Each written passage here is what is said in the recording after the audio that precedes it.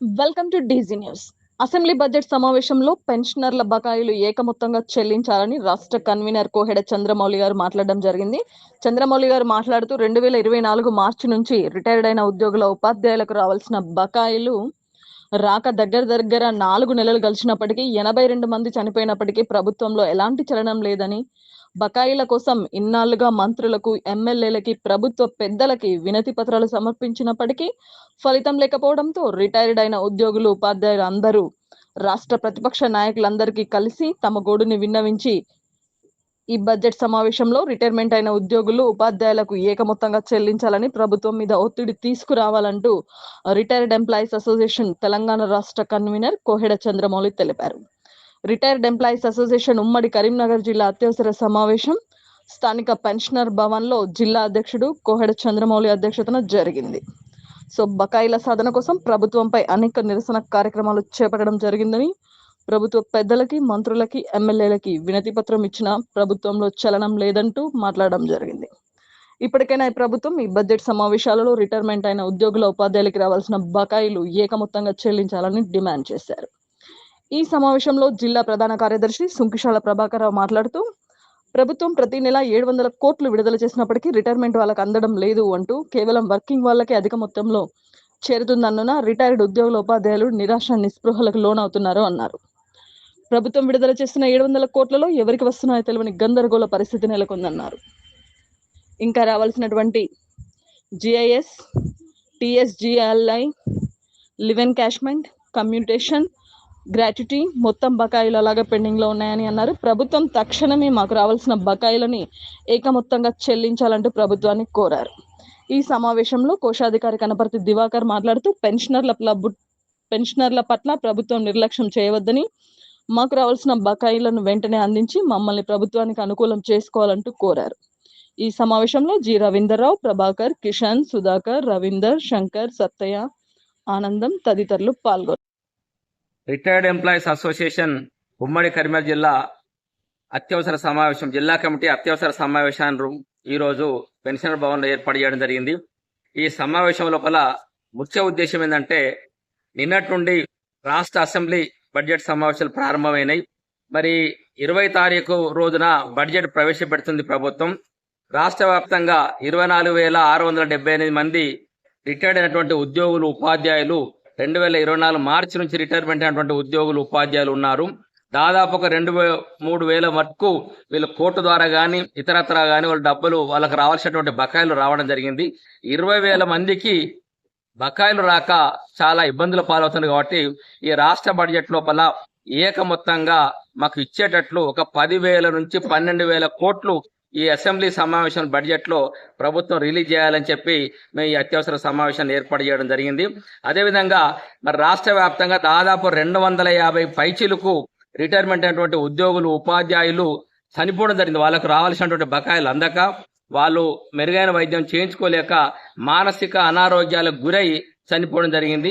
మేము సంఘాన్ని స్థాపించినప్పటి నుంచి ఇప్పటి వరకు 82 మంది ఉద్యోగులు, ఉపాధ్యాయులు వాళ్ళకు రావాల్సినటువంటి బకాయిలు రాక అనారోగ్యం పాలై మెరుగైన వైద్యం చేయించుకోలేక చనిపోవడం జరిగింది. నిన్న కూడా కరీంనగర్ జిల్లా కేంద్రంలో ఒక గెజిటెడ్ ప్రధాన ఉపాధ్యాయులు సత్యనారాయణరావు గారు 2024 ఆగస్టులో రిటైర్మెంట్ అయినటువంటి మిత్రుడు. మరి వారు కూడా ఈ డబ్బులు రాలేదు, వారికి ఒక జీపీఎఫ్ తప్ప ఏ ఒక్క డబ్బు కూడా రాకుండా వాళ్ళు మానసిక వేదనతోటి వారు నిన్న చనిపోవడం జరిగింది.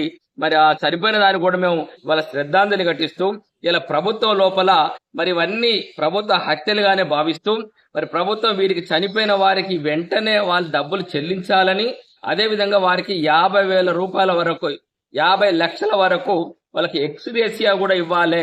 ఇది ప్రభుత్వం బాధ్యత అని చెప్పి మేము ప్రభుత్వాన్ని డిమాండ్ చేస్తున్నాం. లేని పక్షం లోపల అసెంబ్లీ సమావేశం లోపల మాకు రావాల్సినటువంటి బడ్జెట్ కేటాయించకపోతే మేము అసెంబ్లీ తర్వాత పెద్ద ఎత్తున రాష్ట్ర వ్యాప్తంగా 33 జిల్లాలతో కలిపి మేము పెద్ద ఎత్తున ఆందోళన కార్యక్రమం చేపడతామని చెప్పి మేము ప్రభుత్వాన్ని డిమాండ్ చేస్తా ఉన్నాం. మరి ఇప్పటికైనా మేము ప్రభుత్వ ఎమ్మెల్యేలకు, మంత్రులకు ఇవ్వడం జరిగింది. ఈ వారం రోజుల లోపల అసెంబ్లీ ఫ్లోర్ లీడర్లు కూడా మేము మా యొక్క వినతి పత్రం సమర్పించడం జరిగింది. ఇప్పటికీ ప్రభుత్వ పెద్దలు ఆలోచించి ఈ ఫ్లోర్ లీడర్లు ఎవరైతే పట్టుకొచ్చారో సమస్య మీద రిటైర్మెంట్ అయినటువంటి వాళ్లకు రావాల్సిన బకాయిలను వెంటనే ఇప్పించడానికి వాళ్ళు అసెంబ్లీలో వాళ్ళు ప్రస్తావిస్తారు. మరి ప్రస్తావించిన వెంటనే మాకు అసెంబ్లీ సమావేశం ముగిసే లోపల మాకు రావాల్సిన డబ్బులు ఏకమొత్తంగా వడ్డీతో సహా ఈ ప్రభుత్వం చెల్లించాలని, లేకపోతే మేము ప్రభుత్వం మీద పెద్ద ఎత్తున ఆందోళన కార్యక్రమం చేపడతామని చెప్పి నేను తెలియపరుస్తూ, నా పేరు Koheda Chandramouli, retired employees association Telangana రాష్ట్ర కన్వీనర్.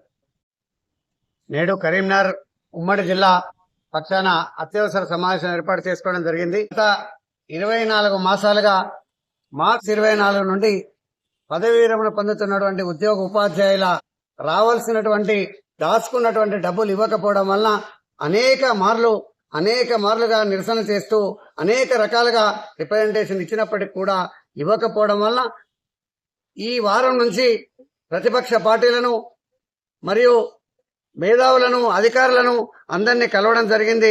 మా డబ్బుల కొరకు 35-40 సంవత్సరాలుగా పనిచేసి ప్రభుత్వానికి ప్రజలకు అనుసంధానకర్తగా ఉంటూ అనేక పథకాలను ప్రజలకు చేరవేసి అనేక మందికి విద్యాబుద్ధులు చెప్పినటువంటి మా ఉద్యోగులకు దాచుకున్న డబ్బులు ఇవ్వకపోవడం వలన చాలా బాధపడుతూ అనేక మందికి వినతి పత్రాలు ఇవ్వడం జరిగింది.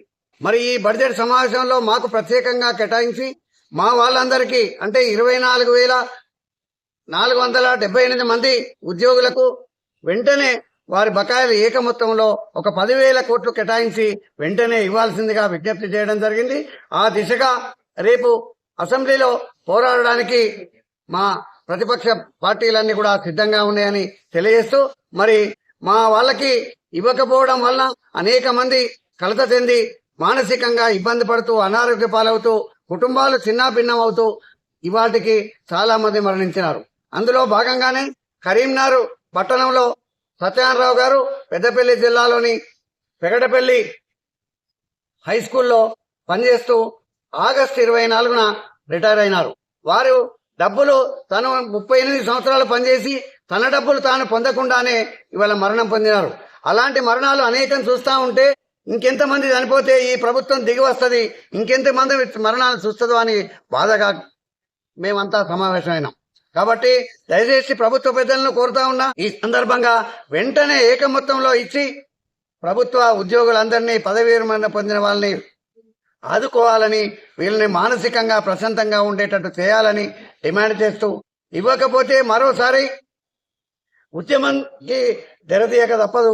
కాబట్టి వెంటనే ఏక మొత్తంలో ఇవ్వాలని కోరుతా ఉన్నా. నా పేరు సుంకిశాల ప్రభాకర్ రావు, ఉమ్మడి జిల్లా ప్రధాన కార్యదర్శి.